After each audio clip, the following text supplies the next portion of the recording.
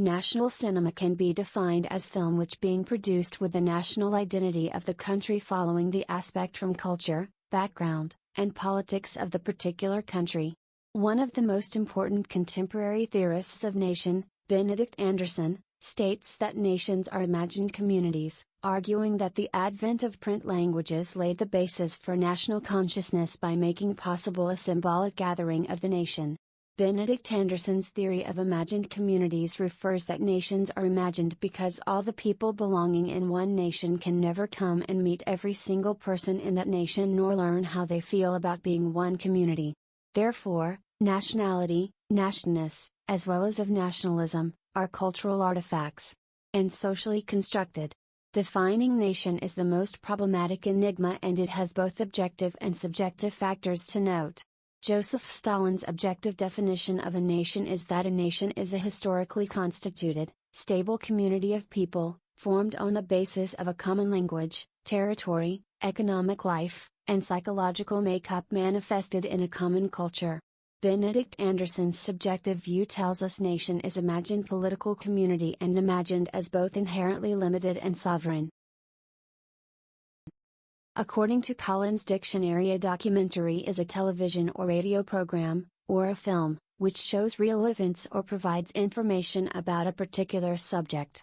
American film scholar Bill Nichols classified 6 distinct modes of documentary in his Introduction to Documentary. These modes are expository, poetic, observational, participatory, performative, and reflexive. This presentation will focus on participatory mode in the case study part.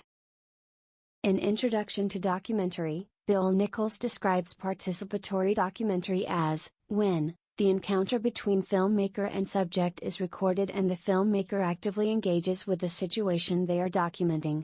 The participatory mode aims for closeness. Also, it often presents the filmmaker's point of view. Participatory mode is often described as the style that holds the most truth because it allows for observation and engagement.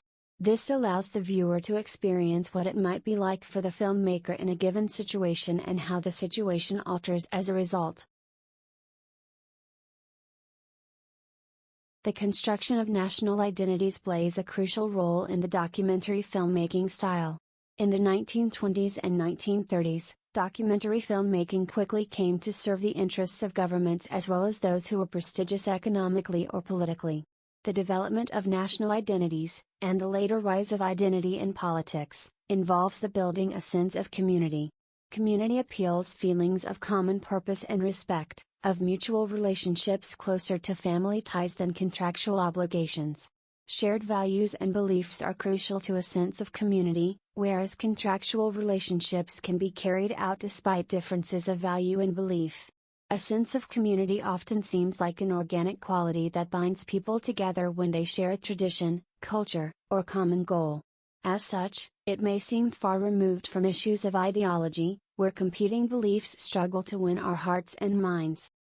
The political documentary has shifted in focus and style over the years, from socialist realism to direct cinema and back again, and so has the medium for execution and exhibition, be it film, television, high-definition video or the internet.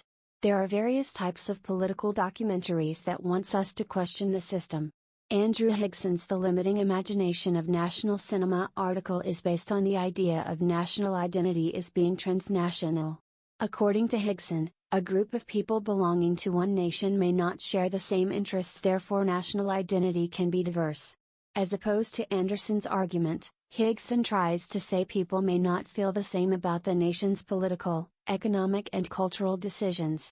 The rapid development in digital technologies caused borders to be disappeared. This takes us to the last and most important part of the video, the case study.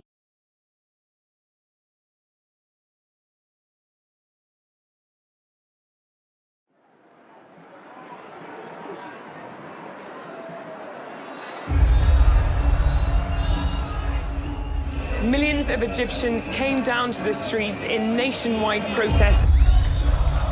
This uprising defies any definitions. People are gathering in the largest demonstrations against President Hosni Mubarak. قرار السيد الرئيس محمد حسني مبارك بالتخلي عن منصب رئيس الجمهورية. انت بتذاكر ولا بتعمل ايه بالظبط؟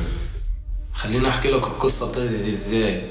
ابتدت لما شويه شباب جدعان عشان يحاربوا الظلم والفساد والفقر. ميدان التحرير. انا قابلت مجدي عاشور في الميدان. مجدي عاشور هو احد اعضاء الاخوان المسلمين. كنت في يوم من الايام اتوقع ان نقف في ميدان التحرير متضامنين كلنا مع بعض، كان بالنسبه لي تبقى صعبه. لو اخر نقطه دم طلعت مننا قوات مسلحه مش هيطلع طلقه فيهم. والرجاء اللي معاه حاجه يلمها 5 دقايق ولا حاجه تكون على الله.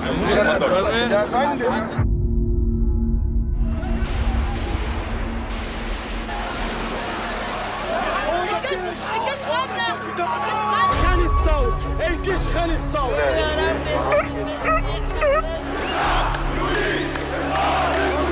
We did all of this in order just to remove him and put someone exactly like him in his place. لان هي طبعا حكايتنا محدش بيحكيها غيرنا احنا.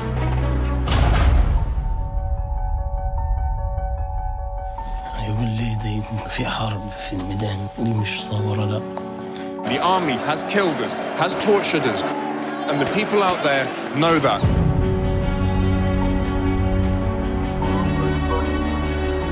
وين عاملين زي صفقه مع الجيش. هو السيد محمد مرسي عيسى العياط. عارف يا مجدي، انا بحبك لكن بكره جماعه الاخوان المسلمين. حق الاخوان يقفوا مع المجلس العسكري اللي قتل شعبه. خدوا الميدان واعملوا اللي انتوا عايزينه، والثوره جايه غصب عن اي حد.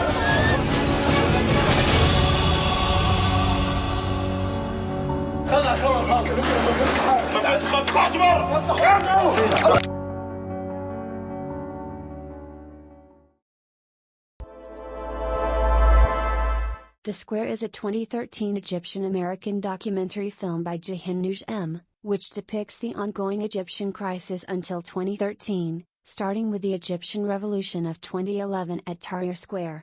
A group of Egyptian revolutionaries battle leaders and regimes, risking their lives to build a new society of conscience. According to Najm, the square symbolizes the convergence of forces that contest to transform Egypt. And not only does the square resemble a circle, but another geometric figure, the triangle, more accurately describes those counterposed forces: the army, the Muslim Brotherhood, and the people, such as politically engaged Egyptians who don't belong to the other two groups, as Andrew Hickson stated in The Limiting Imagination of National Cinema. The documentary follows 6 protesters that meet Najm in the Tahrir Square tent city.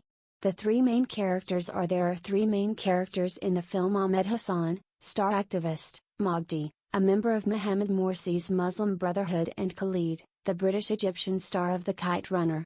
The group sets out to capture the injustices of the regime and the following military dictatorship.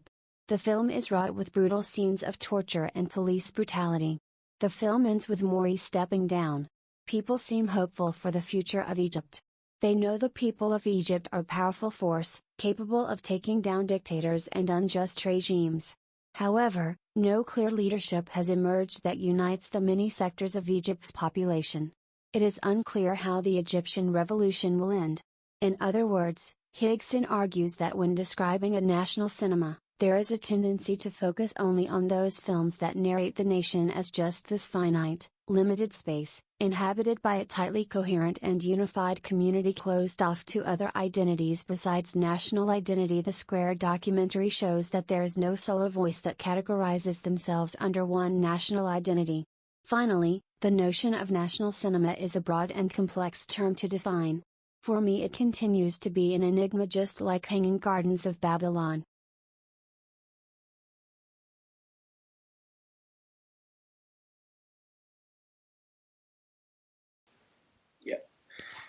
So, if we're gonna talk about the idea of democracy, we never have it before. We never ever talk about it.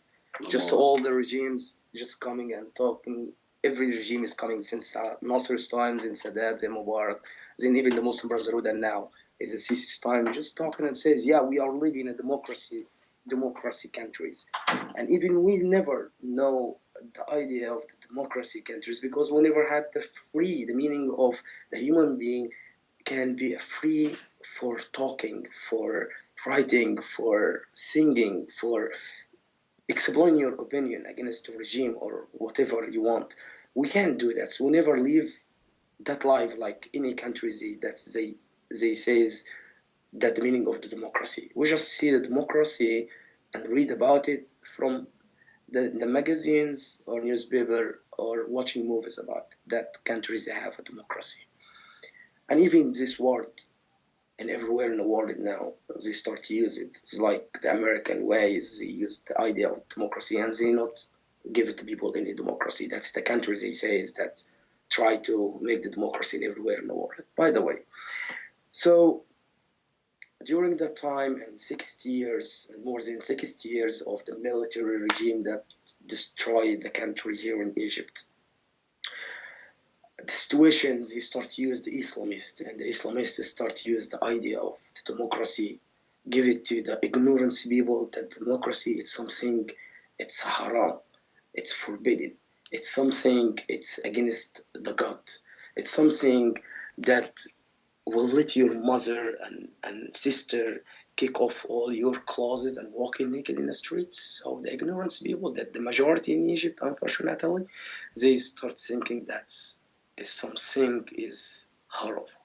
That's something we can't accept it until the revolution is coming, until the people down to the streets and try to do something and asking for the democracy, asking for bread and freedom, asking for the social justice. We're asking for a small thing is that any human being in any country have to have it. But unfortunately, our regimes and military regimes never give the people same rights. Just they take every single thing for themselves, and so just through the little things, even the little things now they not give it. Before they was give it to the people a little things, but now they not give it to people anything. So actually, Egypt never have a democracy time. We didn't know anything about democracy, but we dream about it as a revolutionary. We dream to make our country free for writing and talking and explain your feeling and explain your ideas. That's what we dream about it.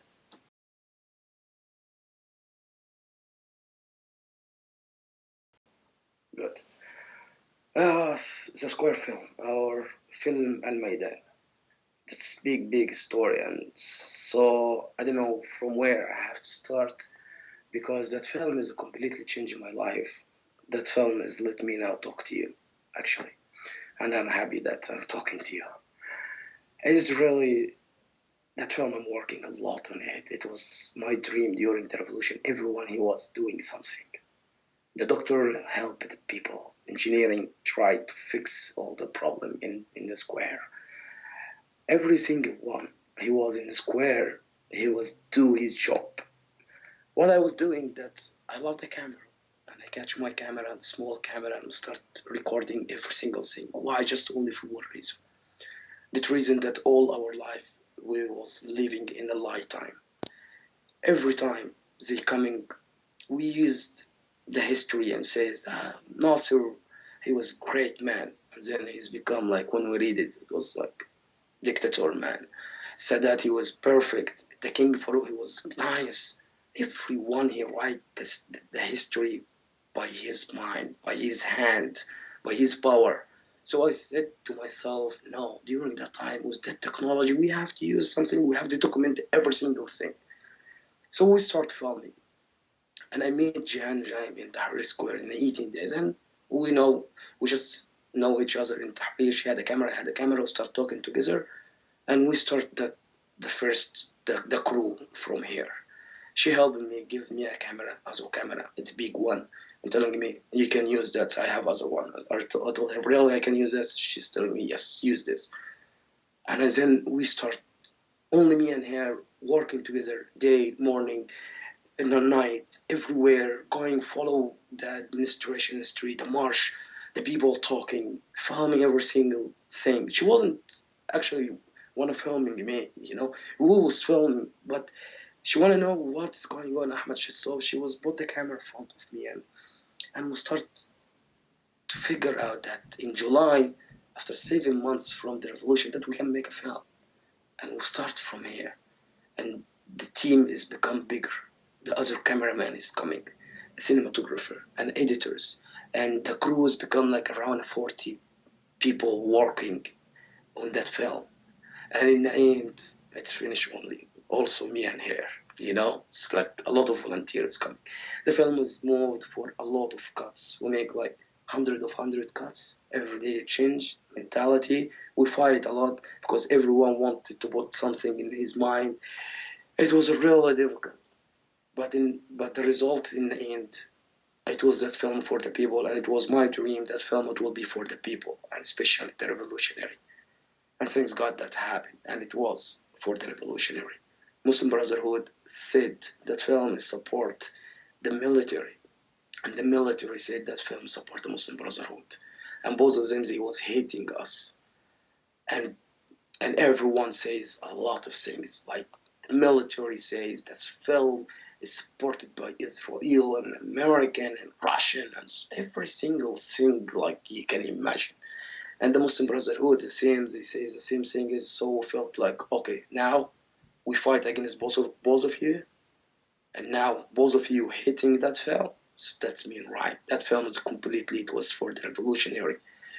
I'm not saying that film is the best film ever or something is. We try. We try to do something for the people after 3.5 years. Just blood in the cameras. Pro cameras having bullet is coming inside. The lens is destroyed. Police arrested all of us mostly. Every time, like I get arrested for sometimes that I'm a spy. Why? Because I carry camera. Just carry camera. You know, you is a spy. I say, a spy. I'm Israeli spy. Yeah, I look Israeli spy. And I was fighting against the people. The people with the brainwashing of the media when they start to understand during the revolution how much the camera it was so strong that it shows them crimes. And we put it online and YouTube, and the people down the street, because they saw our filming when we're shooting, the people dying, they start to understand the camera is dangerous. So they start shooting the cameraman in Tahrir Square, try to follow them, put them in the jail as much as. So we pay blood to make the film.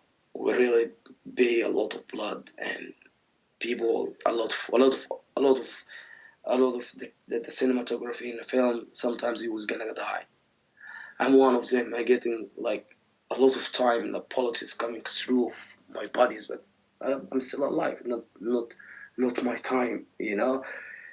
The film is a completely the only thing I feel that I did something is right in my life. I did something that I will feel when the new generation is coming to the life and watch it, at least they will know the truth. And now the regime try to change the history and start saying a lot of things. But so early, just 8 years, and the people still the memories inside their mind. At least wait 20 years and go and change the history. But now they cannot, never, because now the history is electronic and it's already in the internet. And a lot of people see it, and the camera follow every single details. A lot of research it's make about the Egyptian revolution. Doctors, masters, everyone in the world talk about the Egyptian revolution, and I film it. And the document we upload it. We make archive to. It's called 858. Was my friends. They make it created already. Khaled Abdullah and Osireen, the guys. They create amazing something that we upload a lot of videos that will never change the truth. So that's what the Square Film did. Square Film, it is for the revolutionary. It is against the regime and dictator, both of them, the military and the Islamist.